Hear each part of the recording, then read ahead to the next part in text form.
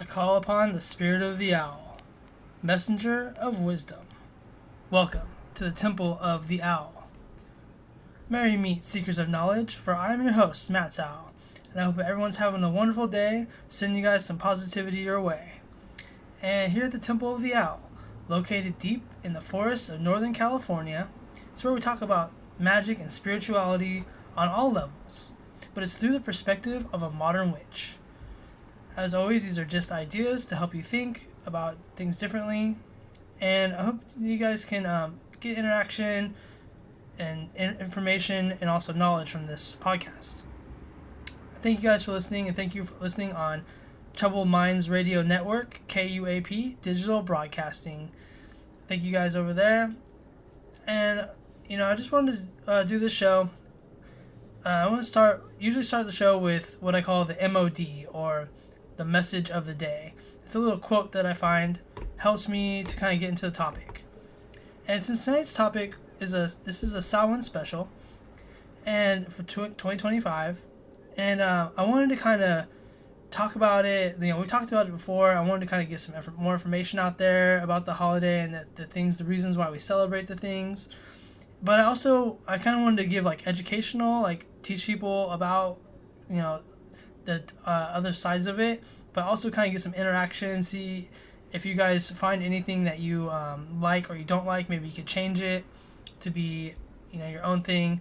But yeah, I just wanted to make it kind of interactive as well as educational. So here we go. Here's the quote of the day, the MOD, and it says this. The pagan Samhain is not, and never was, associated with evil or negativity. It has always been a time to reaffirm our belief in the oneness of all spirits, and in the firm resolution that physical death is not the final act of existence. Through death is very much a part of Samhain symbolism. This Sabbath also celebrates the triumph over death, of life over death. And that was from Eden McCoy in the book The Sabbaths is a Witch's Approach to Living the Old Ways. Now let's kind of back up a little bit and just get some information down. Samhain is an ancient Celtic festival that marks the transition from the harvest season to the darker half of the year, celebrated on October 31st to November 1st. It's time when the veil between the physical world and the spirit realm are believed to grow thin, allowing the living and the spirits of the other world to more easily cross paths. Because the Celts believed that the veil between the worlds grew thin during Samhain, they took special care to honor the unseen. Offerings of food and drink were left outside of homes, in fields, and along village edges to appease the fairies, known as the Seath, and ensure their goodwill. As the wheel of the year turns towards darkness, we arrive at Samhain, the witch's new year. The air sharpens, the leaves fall, and the veil thins. Tonight, the living and the dead stand side by side in the flicker of candlelight. This is a time of remembrance and gratitude, and of speaking with those who have come before us. Samhain marks a great turning, a moment when the wheel of the year slips from the light to the dark.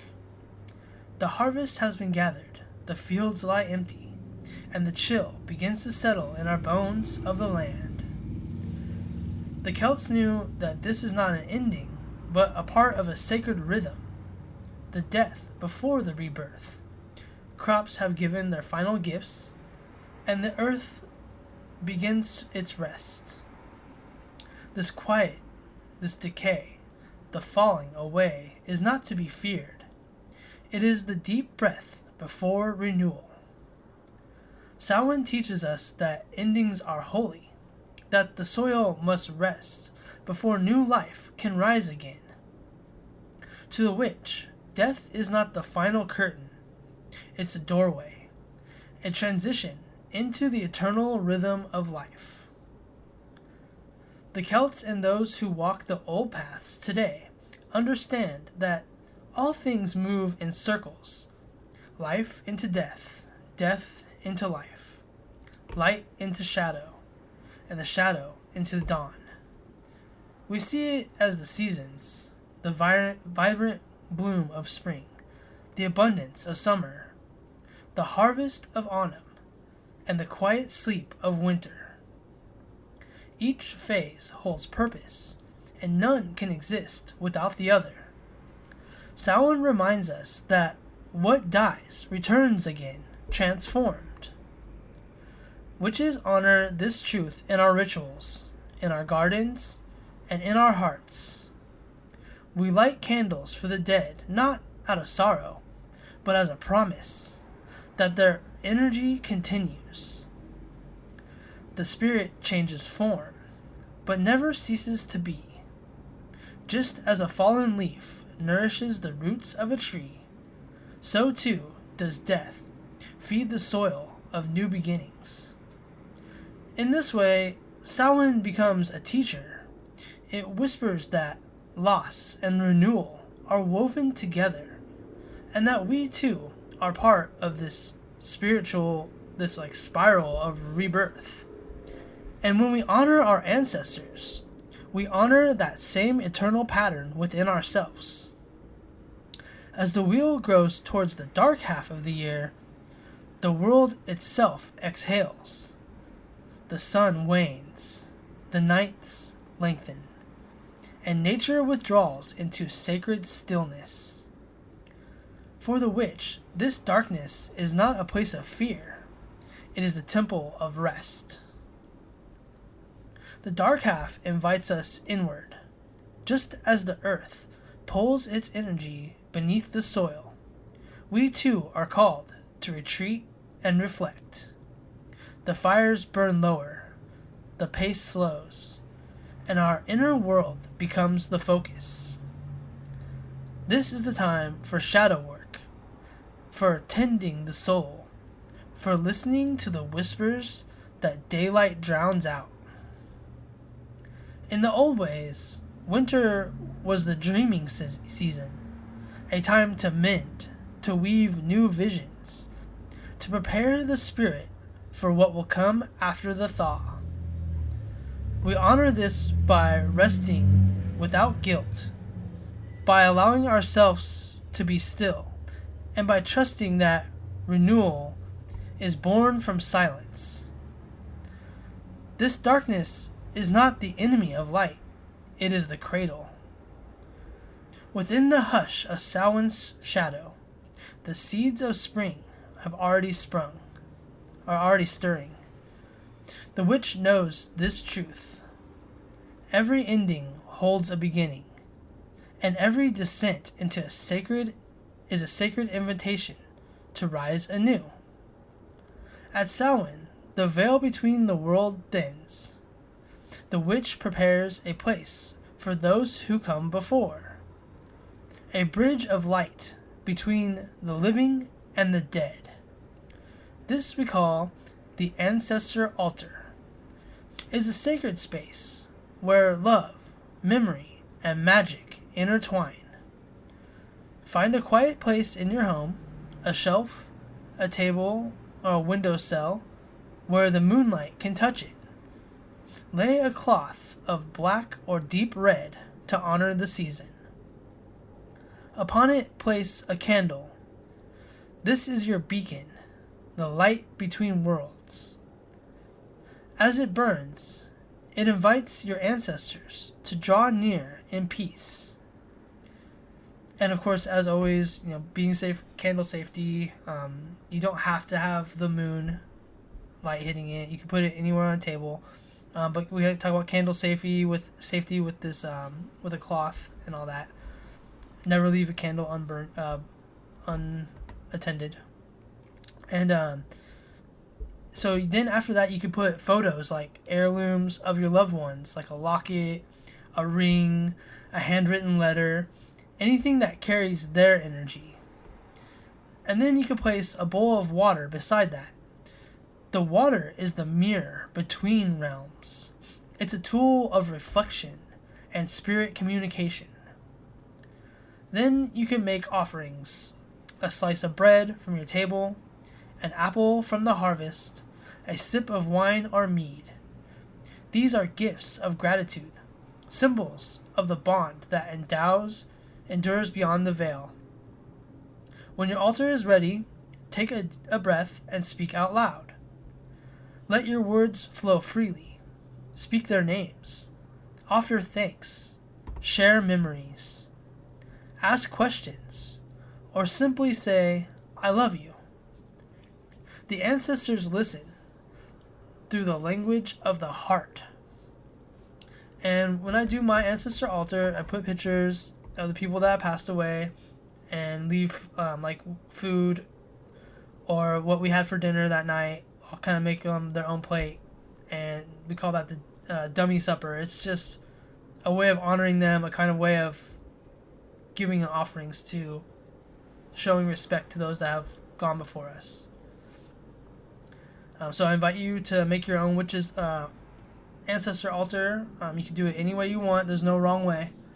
But just make sure that you're honoring the dead or people that have passed before you. Now, when witches say the veil is thin, they're referring to the ancient belief that at certain times of the year, around Samhain and the darker half of the seasonal cycle, the boundary between the physical world and the spirit world becomes more permeable. The veil isn't a literal curtain, it's a metaphor for the energetic barrier that normally separates the living from the dead, the seen from the unseen, the conscious from the subconscious. When it thins, messages, signs, and sensations from the other side are said to slip through more easily. Samhain is more than just a night of spirits. It's a mirror. A moment when the veil thins, not only between the worlds, but within ourselves. It reflects what has been lost, what has been endured, and what still seeks to bloom. One of the most powerful rituals you can do on the Samhain night is to write a letter to an ancestor or to your younger self. Sit in candlelight, let your thoughts drift like smoke. If it's for an ancestor, tell them what you never had a chance to say. Your gratitude, your questions, your love. If it's for your younger self, offer comfort and wisdom. Tell them what they survived and what you learned since. When you finish, you can place the letter on your ancestor altar or burn it safely and send it through the veil. Or you could bury it in the earth to symbolize the release. I like to burn my letters into let the smoke carry it. Samhain is a witch's mirror. It shows us our shadows, our growth, our truth. Ask yourself, what am I ready to release? What no longer serves my spirit? What parts of me had died this year? And what is ready to be reborn in their place? You can use tarot cards or runes to deepen this reflection. Try a simple tarot spread. Card 1. What wisdom do my ancestors want me to carry forward? Card 2. What should I release into the dark? And card 3. What light will return with the dawn? These messages are never about fear. They're about remembering. The ancestors don't speak to frighten us. They speak to guide us, to remind us that transformation is a part of a cycle, and that from every ending, a new story begins. During this time, witches often describe feeling a heightened sensitivity, their intuition sharper, their dreams more vivid, their emotions closer to the surface. The world itself feels more alive with mystery. The flame of a candle may dance in response to unseen presences. A chill in the air might feel like a whisper of recognition. Some report hearing faint voices in meditation or sensing movement just beyond the edge of vision. It's not about fear, it's about awareness. This is when the language of the spirit becomes subtle but powerful. Many also experience an increase in psychic dreams or symbolic encounters. Ancestors, guides, and the beloved dead are said to visit through imagery rather than direct speech. The key might appear in a dream, symbolizing access to wisdom once locked away. A feather might drift into your path as a reminder of protection and guidance. A candle that burns high and steady during prayer might indicate the presence or blessing. And owls, with their ancient association with night vision and hidden truth, are often seen as messengers from the realm beyond. Those experiences invite reflection rather than analysis. The thinning veil isn't meant to be solved, it's meant to be felt. It's a sacred threshold, asking us to slow down, listen, and honor the unseen connections that thread our lives together across time and space. For witches, this is the spiritual new year, a time to honor what has passed, to release what no longer serves, and to prepare the soul for transformation. As nature sheds her skin, we are invited to do the same.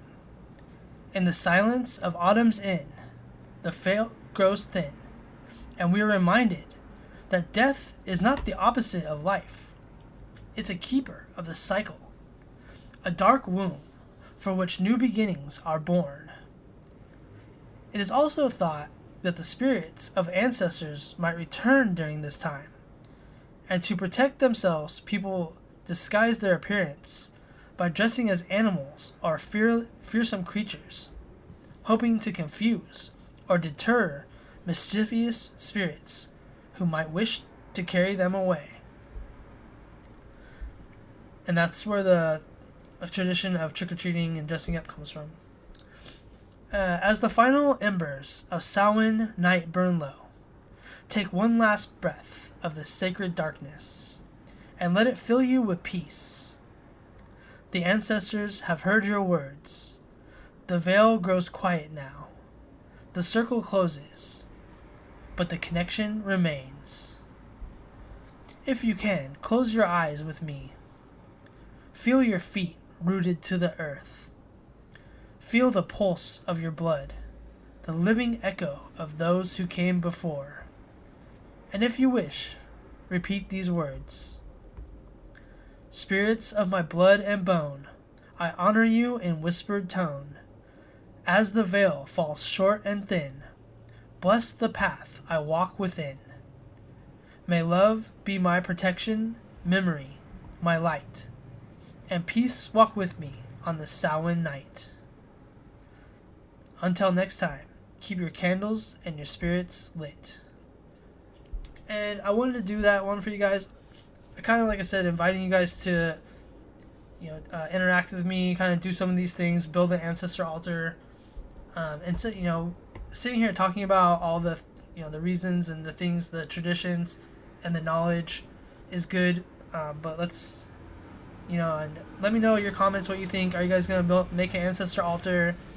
What are traditions that you guys celebrate? Maybe I missed something.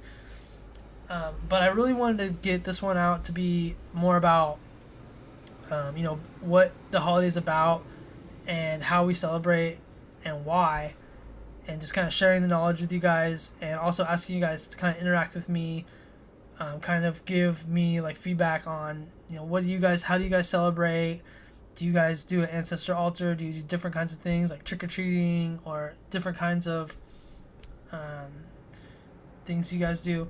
Just let me know in the comments. And I want to thank you guys. Thank you guys for listening. Thank you guys for journeying with me to the Temple of the Owl.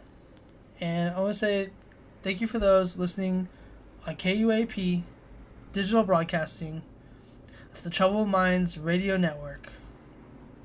So until next time, keep your light steady, your spirit grounded, and your energy bright.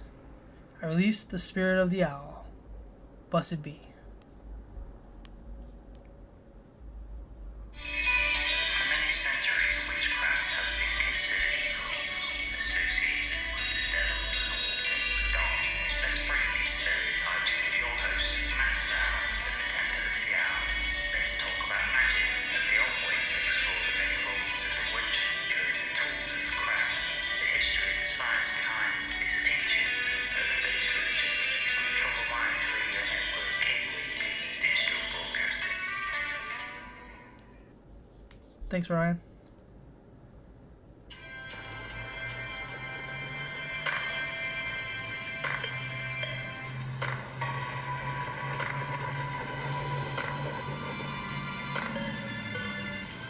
For centuries, witchcraft has been considered evil and associated with the devil. Stories of wicked witches and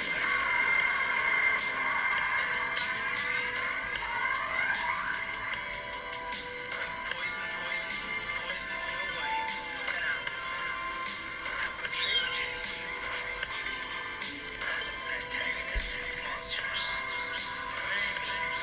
My name is Matt Sow. The spirit of the owl. Messenger of wisdom. I want to break those stereotypes and shed some light on the positive side of the craft. And shed some light with the spirit of the owl on the positive side. My name is Matt Sow. I'm a messenger of wisdom. Secret knowledge. Explore the mysteries of the positive side of the craft. Secret knowledge. Explore the mysteries of the universe. So let's learn and teach each other at the Temple of the Owl.